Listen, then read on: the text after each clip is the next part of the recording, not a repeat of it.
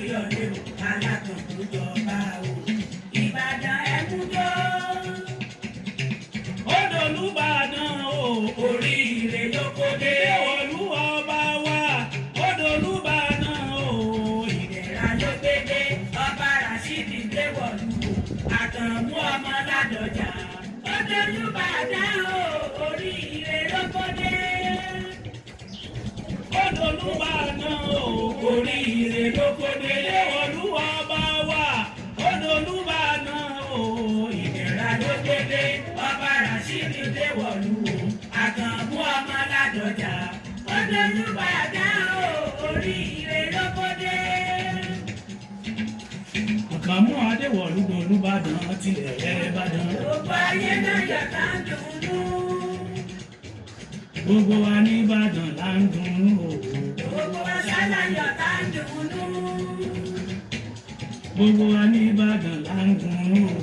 Gbogbo wa sálà yàtá ń dunnú. Gbogbo wa l'Olúyọ̀lé ń sọpẹ́ o. Bàbá àlùbáríkà tó gbàdé. Adewolu Oladoja, Akanmu Rasheed ọba rẹ̀. Ìlúfẹ́mi lóye tó gbàdé. Kádé pẹ́ lórí Adewolu kí bàtà ó pẹ́ lẹ́sẹ̀ ọba wa. Akanmu pẹ́ lórí ìtẹ́ wa. Adewolu pẹ́ lórí àpèrè ọba. Akanmu pẹ́ lórí ìtẹ́ wa. Adewolu Olubadan. Ó bá yé udunu. Akanmu Olubadan. Ó bá yé wúyọ̀ ní o, àsìkò ọba Rasheed ayẹ̀wà. Ìgbà ọba Oladoja àsàn wa o, Olúyọ̀lé ẹ̀ máa yọ̀, ọba tuntun tó gbàgbé. Adewolu Olubadan. Ó bá yé udunu. Akanmu Olubadan. Ó bá yé wúyọ̀ ní o, àsìkò ọba Rasheed ayẹ̀wà. Ìgbà ọba Oladoja àsàn wa o, Olúyọ̀lé ẹ̀ máa yọ̀, ọba tuntun tó gbàgbé. Adewolu wà pẹ́. Akanmu Rasheed wà pẹ́ o. Ọmọ Oladoja wà pẹ́. Akanmu Adewolu wà pẹ́ o. Ẹ̀mí rẹ̀ gùn. Ó pẹ́ fún wa ní Olúyọ̀lé Kárádé wà n'Ìbàdàn o. Adewolu wà pẹ́. Akanmu Rasheed wà pẹ́ o. Ọmọ Oladoja wà pẹ́. Akanmu Adewolu wà pẹ́ o. Ẹ̀mí rẹ̀ gùn. Ó pẹ́ fún wa ní Olúyọ̀lé Kárádé wà n'Ìbàdàn o. Ọba tó bí aró o. Ọba rẹ̀ bí oṣù.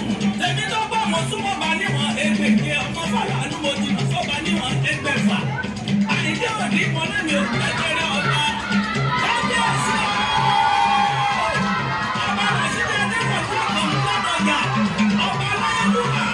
Ìlúfẹ́mi lóye ọba rẹ̀. Ọba Olubadan ti kú nílẹ̀ Ìbàdàn. Ọba Adewolu jọba nílẹ̀ Ìbàdàn. Ó kórìíre dé o. Ó kórìíre dé fún gbogbo ìdílé tó kó. Kabiesi o. Adewolu Akanmu Oladoja. Orí ọjọ́ òpin lápẹ̀rẹ̀ ọba kárí kéṣe. Ọba òní kájú kú o. Ìdẹ̀ra ti wọ̀lú Ìbàdàn. Ọba Olúyọ̀lé ó máa yọ̀ ká máa jọ́ máa ní olóríire ọba lọ jẹ. Oríire ti dé bá gbogbo kùtù wà. Ìgbà ọba Rasheed àsàn wá sọ́wọ́ o. Ìgbà rẹ̀ àsàn wá síre. Àsàn wá sọ́lá. Sáìkú ti ṣe bálẹ̀ ọ̀rọ̀. Lásìkò ọba Adewolu gbogbo wa ò ní mọ̀ nira. Kẹ̀kọ́ máa ké bí eku. Kẹ̀yà máa ké bí ẹyẹ. Ọmọ èèyàn máa fọ́ bí èèyàn. Onígẹ̀gẹ̀ ara ọ̀yá ọmọdé kọrí kí ọba wa. Ọ̀yá mi ló wà ní òpèrè omi ọkọ̀ lọ́yàn. Ará ẹ̀gẹ́ o. Mo ṣẹ́nu lọ́tí. Mo fẹ́ lóyìn. Àrẹ̀fẹ̀ gbáyìí lóye é màjẹ̀. Màjẹ̀ tá a délẹ̀ lọ́jà sẹ́. Ọ̀yá dọ̀sì. Ọ̀yá dọ́là. Ọ̀yá nù bí ẹni gbẹ̀gẹ́. Mo tàyàn làwọn ìjòyè ní mọ̀jẹ̀. Máa bá mi bọ́lẹ̀ nu tèmi lọ́gùn. Ògúndúyọjọ́ oyè lájàsẹ̀. Ògúndú Àkànbí. Ọkọ́lápọ̀ mọ̀lẹ̀. Ògùn tí mo kọ́lá. Ilé bàbá tó bí lọ́mọ. Mo ní bo ní kọ́lá sí. Ọba alájogún. Àkọ́kọ́ èsùn bàbá àgbẹ̀dẹ. Ọba àbàyà gbẹ̀rẹ̀gbẹ̀rẹ̀ bí alágbẹ̀dẹ kan kú lọ́wọ́. Ẹrú òní báwọn duyè ní ìfòlé ilé bàbá tó bí lọ́mọ. Ìwọ̀fà ẹ̀dùnyè lọ́yọ̀ ọmọ àjẹ́. Ìwọ̀fà tó bá duyè lájàsẹ̀. Fọ́júmọ́ bá wọn. Wọ́n ní kó pápá ẹ̀kọ́ bá roko lọ ní. Kó tó kọfà. Kó tó kọ̀ọ̀rù. Ìjọ ẹ̀nu àti wọlé nu rẹ̀ gẹ́rẹ́gẹ́.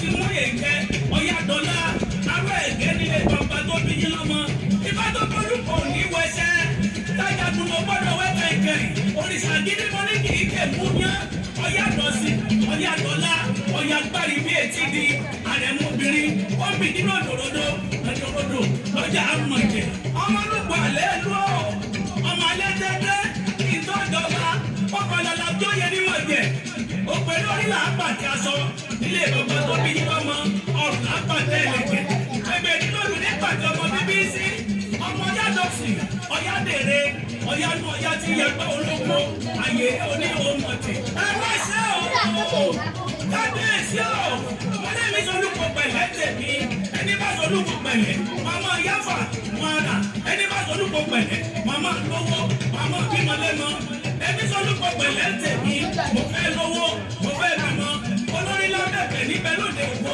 ilé bàbá tó bí yín lọ́mọ kábíyèsí ẹlẹ́yẹlúwà o ọmọ onílé kan kò jẹ ọmọ onílé kan kò mú ọ̀yá dọ́lú ọ̀yá bàbá wa ní jẹ́gìrì onílà odò onílà oko onílà ọ̀sẹ́jì láti tẹrù eléwúrẹ́ ìlíròkè àgbọ̀yà alákùtà wọn ọ̀pọ̀tọ̀ rẹ̀ kábíyèsí ẹlẹ́yẹlúwà o ìgbà yóò tù wá lára nílẹ̀ Ìbàdàn bàbá wa bí léèrè mẹ́ta ló ti kọrí ewì wọ́n fi kí kábíyèsí ọba wa tuntun nílẹ̀ Ìbàdàn ẹbí tó pẹ́ ní ẹgbẹ́ o ọlọ́dẹ́dẹ́ àyìnlẹ́ tí sọ dúdú lọ́rọ̀ nǹkan ni àrẹ̀sà jẹjẹ ní bíbá nílé wọn mi ló bá rí ọlọ́mọlójú epo pọ́nbẹ́ mo ṣe epo gbùdùgbàdà lálọ́. Adewolu wà pẹ́ Akanmu Rasheed wà pẹ́ o ọmọ Oladoja wà pẹ́ Akanmu Adewolu wà pẹ́ o kẹ́pẹ́ fún wa ó pẹ́ fún wa nínú ìfẹ́ òní kára jẹ́ wa.